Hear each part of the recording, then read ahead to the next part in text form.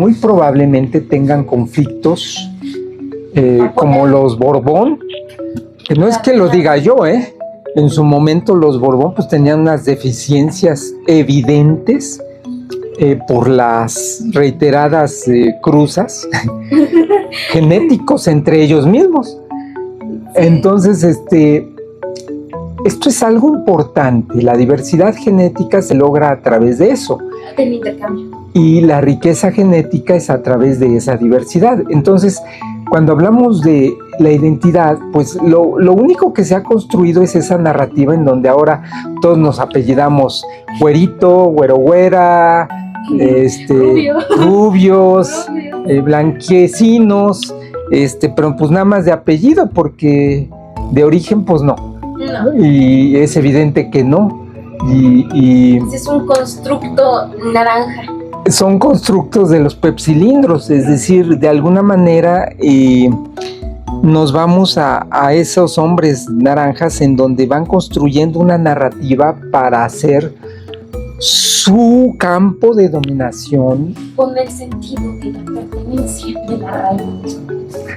Para legitimar, como en su momento, pues la raza aria, la eugenesia, es decir, el dominio de los mejores genéticamente, el por qué se justificaban los biologicistas su supremacía por sobre otros grupos sociales, y cómo incluso la corona belga sometió a probablemente uno de los países más ricos del mundo, y se lo dividió con Francia, en el Congo durante años. Y pues ahora el Congo realmente es una tierra devastada, llena de guerrilla, de conflicto social, pero tiene una riqueza inconmensurable, y propiamente hablando viven en una pobreza extrema, porque lo que viven es la dominación. Es decir, las narrativas no solo es de verbo, sino de acción. Sí. Se completa en una acción y luego se acompaña, o antes de eso se adiciona como esa dominación, como una adición, digamos, idealizada de por qué se está llevando a cabo. Entonces, es evidente que para entender esas relaciones materiales tenemos que tener herramientas para dilucidarlas, pero se camuflan muy bien, y en la actualidad es impresionante. Entonces, ese legado, ¿cómo estructurarlo para que nuestros legados se puedan interpretar, se puedan comprender y pueda haber esperanza? Porque ese es uno de los temas. La esperanza es una esperanza de dominio, es decir, en algún momento dado el capitalismo primitivo surge a partir de esos recursos acumulados a través del despojo. Nada más empezar, según Silvia Federici, plantea que a la mitad de la población de Europa, pues literalmente la despojaron. Que fueron a las mujeres. Sí, porque se les dividió por medio de la concepción de los sexos. Exacto. Entonces, las mujeres no es cosa reducida. Saber que en la actualidad, por ejemplo, se están llevando a cabo estos despojos. En Afganistán ya fueron promulgadas las leyes en donde incluso a las mujeres la voz. Ya no pueden hablar, si no es con el permiso del marido. Sí, es una cosa se les casa desde niñas, es decir, los matrimonios con infantes. Y ese es un tema que no hay que ir muy lejos. Hay municipios en México donde todavía, propiamente hablando, contar mejorar la condición, digamos, económica de las familias, pues prácticamente se desafanan de los niños. Entonces, se puede hablar de usos y costumbres muy nativos, pero pues habían usos y costumbres, por ejemplo, en México, de robarse a la novia. ¿Por qué alguien se robaría a una novia, a una chica? a una menor de edad. Hasta hay una película que no A la estoy... mujer de Benjamín, donde se roban a la mujer de Benjamín. Se roban a la mujer, y así ya la hacen suya, la hacen pertenencia. Entonces, estos mecanismos son los que de alguna manera surgieron a través de los años para intercambiar sistemas económicos y convertirlos en sistemas económicos más optimizados, en donde se disuade a los sujetos a perderse en la bruma del control. Y ese lo revisa de manera maravillosa Silvia Federici. Es decir, al sujeto se le despoja de tener las herramientas para poder comprender de qué es lo que se le está retirando el valor. Si bien antes de el capitalismo primitivo, en esa transición, Sí, en el feudalismo. El valor era unitario. La concepción del valor era unitario, de tal manera, por ejemplo, de 10 gallinas, el diezmo era una. Sin embargo,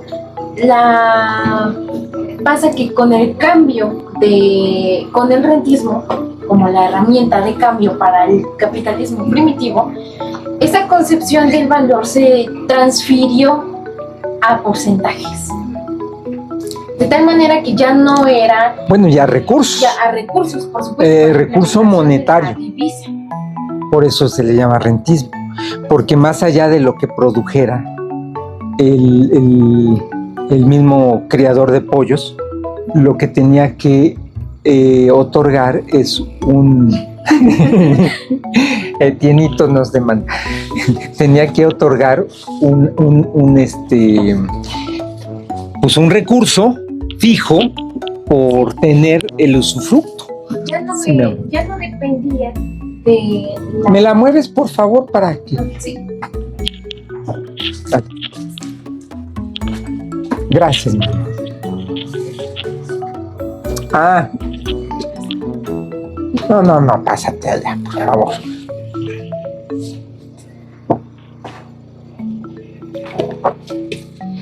Ya no dependía de la relación productiva que generara el sujeto en este caso,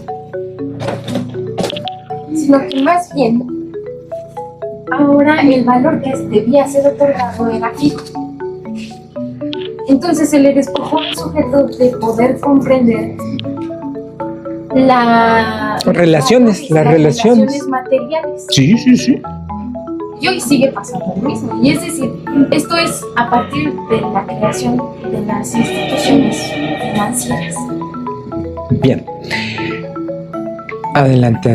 Sí, de alguna manera el capitalismo lo que hizo fue transferir lo que originariamente era fácil a nivel unitario observar, y cualquier sujeto podía hacer un cálculo en cierto sentido cuando producía por unidades productivas, y compartir lo que estaba haciendo.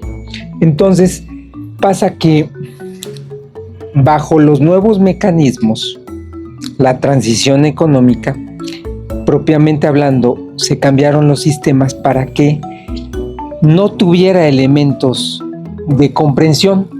En la actualidad, en el capitalismo, se requiere de un contador para saber cuánto es lo que se aporta se tributa.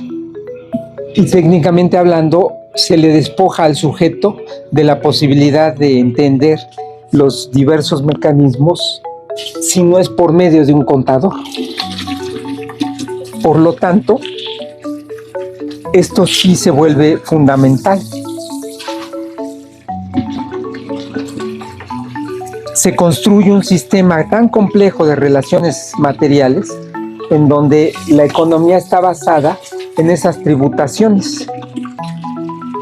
Y se vuelve tan complejo que cuando se tributa no se sabe bien ni quién dio más ni quién dio qué al Estado para que ese Estado lo reparta y lo recontribuya a la sociedad.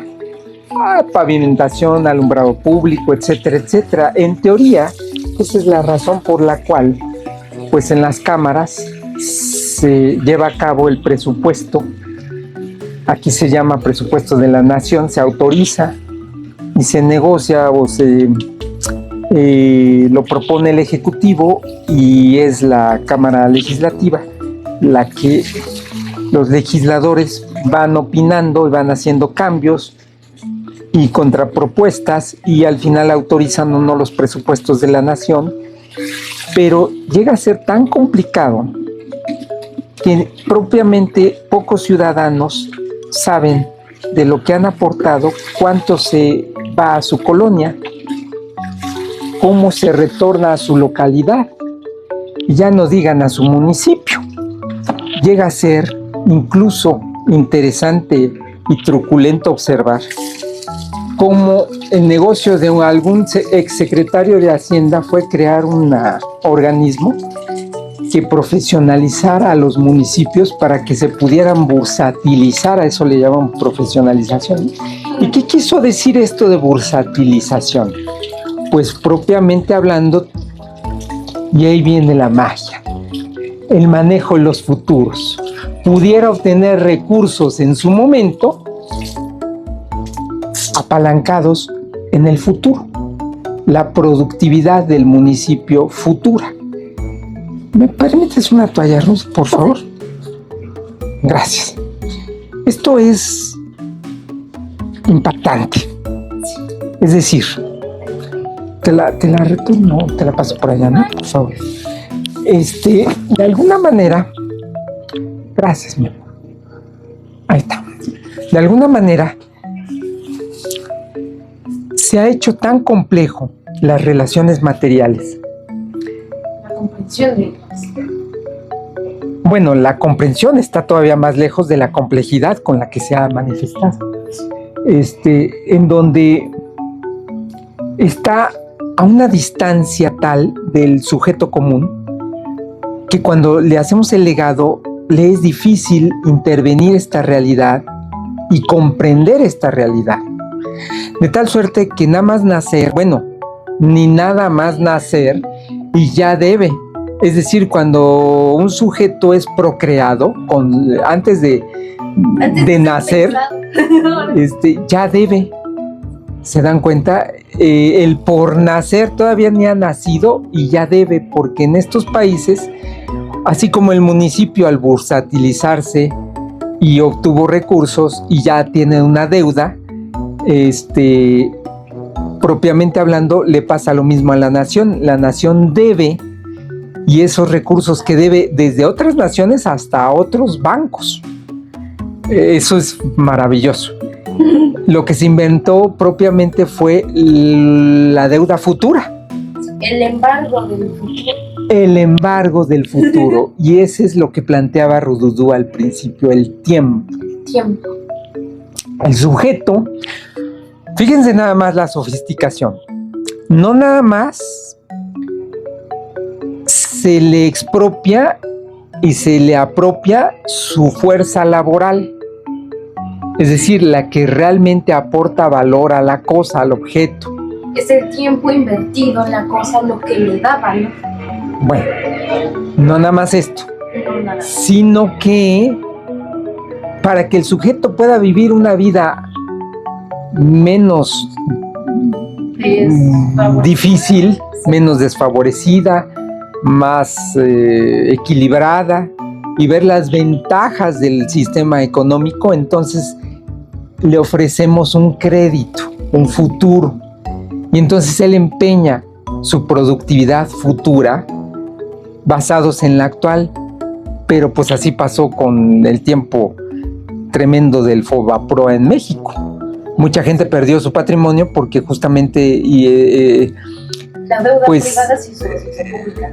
Bueno, pero el común de a pie tenía deudas que ya no pudo pagar y entonces sus casas hipotecadas se las tomaron. Es más, en la actualidad no vayamos muy lejos. Nuestra presidenta justamente anunció que los créditos del Infonavit, es decir, del organismo institucional estatal, cuando prestaba, eran créditos impagables, gente que venía pagando y seguía incrementando su deuda de todas maneras, aunque pagara bien, y era un interminable, no podían pagar, impagable. ¿Qué quiere decir esto? Lo que se está haciendo con los sistemas macroeconómicos y los sistemas de las relaciones actuales financieras, por medio de esa técnica financiera, es propiamente despojarlos no solo de su fuerza laboral, lo que decíamos, es decir, de la creación de valor, sino que del futuro, de lo que va a crear, ya está empeñado para que pueda disfrutarlo hoy. Disfrútele hoy, llévese su coche. Después verá usted ya qué después trabaja para poder pagarlo. Vamos a ver cómo se pagan. Y si no lo pagase, Entonces se le embargan. pues va desde los embargos hasta que eso se convierte en deuda y de todas maneras se paga, porque eso es algo interesantísimo. No hay deuda que no se pague en los mecanismos financieros. Todas se acaban pagando. Fíjense qué interesante. En el Plan Marshall, la reconstrucción de Europa, Así fue con los propios recursos europeos. bueno, muchos de estos recursos, el único país creo que lo pagó a pie juntillas fue Suecia. Los demás renegociaron, reestructuraron su deuda y lo pagaron también. Y es interesante ver cómo las facturas se siguen cobrando, porque técnicamente hablando, propiamente Europa estaba tan sólida, era autónoma y tenía tal solidez el euro, que es el dólar. Peligrosamente competencia del dólar. Y es el... Cuando dice referente económico. Y es que el dólar, pues como es la divisa por antonomasia, pues técnicamente hablando, nada puede estar por encima de, y por lo tanto, había que desequilibrar a Europa, y técnicamente hablando se logró a través de los energéticos. Y propiamente hablando es precisamente que ese mecanismo se logra con la guerra de Ucrania y volando el Nord Stream 2, que el único pecado aparente era que pues pasaba por otro lado que no era Ucrania. Sí. Y entonces iba a dejar a Ucrania fuera de esos recursos. Y por lo tanto no solo lo volaron, entraron en guerra. Y Estados Unidos se fue más atrevido y promovió la incorporación en la OTAN de Ucrania. Y no hay que olvidar cómo surgió todo esto desde un origen. Justamente Yeltsin alzaba la bandera de la libertad y se paraba sobre los tanques, pero con recursos promovidos desde George Bush padre y apoyos. No hay que olvidar que justamente estaba en su casa de campo Gorbachev de Ucrania cuando propiamente le dieron un golpe de estado. Entonces, así de unida era Ucrania, pero era necesario, digamos, romper esas relaciones. Desquebrajarla por dentro. Porque Europa no merece estar por encima de los americanos, y la extrema derecha europea lo apoya. ¿Por qué? Pues porque tienen recursos comprometidos de otras maneras. Es decir, si a mi empresa le va bien, aunque a mi país le vaya mal, pues que le vaya a mi empresa bien, porque mi empresa es el patrimonio personal. La nación, pues, no importa, y son relaciones económicas, digamos, cruzadas. Y ese es el punto, que los sujetos actualmente son dominados o somos dominados a través de los mecanismos financieros, que son mucho más complejos. No hay que olvidar que incluso este secretario de finanzas, John Connally, durante el mandato de Nixon, sí, desvió, hizo una cosa impresionante. El patrón oro, que era que la divisa, es decir, el dólar, estaba respaldado económicamente en el oro, pues bueno, cuando Francia reclamó el oro que pues tenía en dólares, y luego lo empezó a retirar, venía una crisis. Por supuesto, porque entonces el dólar se devaluaría. Entonces lo que hizo fue que el patrón oro lo dejó obsoleto. Lo desligaron. Lo desligaron. Ahora era el dinero fiat. Es decir, basado La confianza en la industria americana, claro. Es por eso que no quebró. Y técnicamente hablando, fue la manera en la que los americanos le impusieron a Europa de nueva cuenta en las nuevas condiciones. Sí. Y funcionaron. Los americanos son muy aptos y muy inteligentes en el manejo financiero. Sí. Por más que en su obra, por ejemplo, Charles Chaplin, pues justo lo hace por eso, es un sarcasmo del americano, una representación, la chica americana es un poco ingenua y demás, pero es rica. Pues sí, es que, ¿y por qué será rica? Pues porque no era tan ingenua. Ese es el tema. Y ese es el paradigma.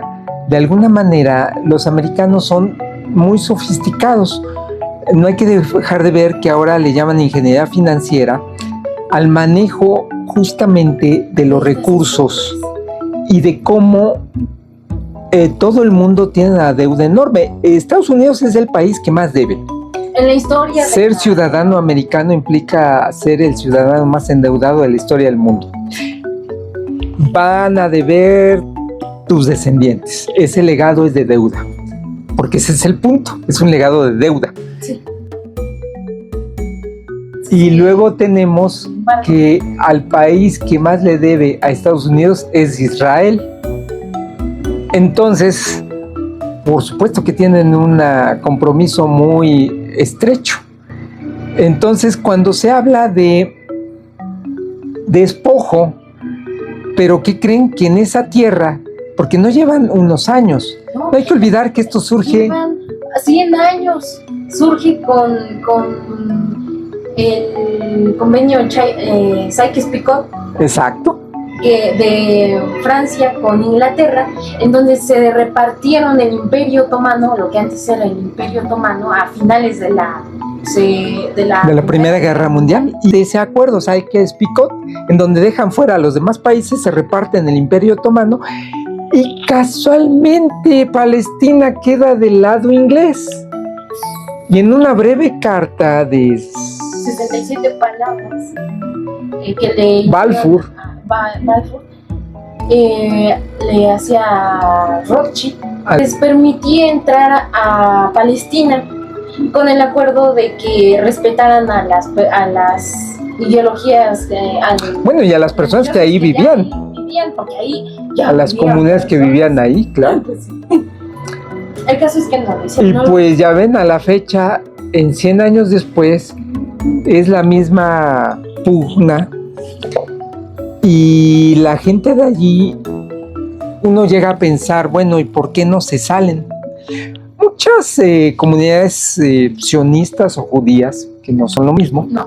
En su momento los progromos, sí. Pues propiamente cuando pierde la dominación mora Granada, le entrega a Boabdil, que no hay tal de que su madre le dijo, no llores como mujer lo que no supiste defender como hombre. No. Son narrativas castellanas para exaltar los ánimos del dominador. Pero técnicamente hablando, justamente les prohibían a las personas que no renuncian a su religión conservar tierra en el país que habían retomado.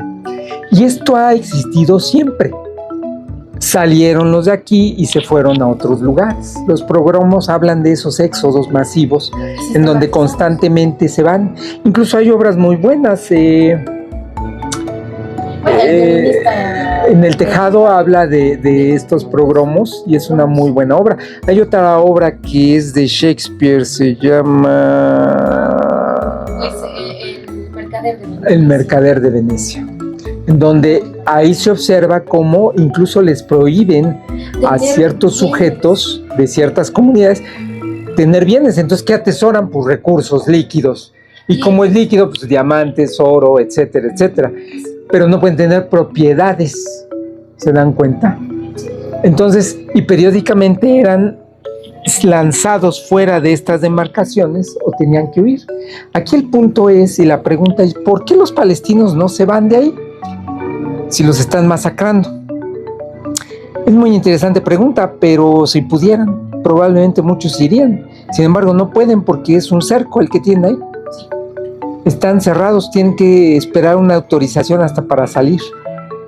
En fin, decimos que la agencia de ese legado cultural, o que es la cultura, está delimitada y determinada por diversos factores.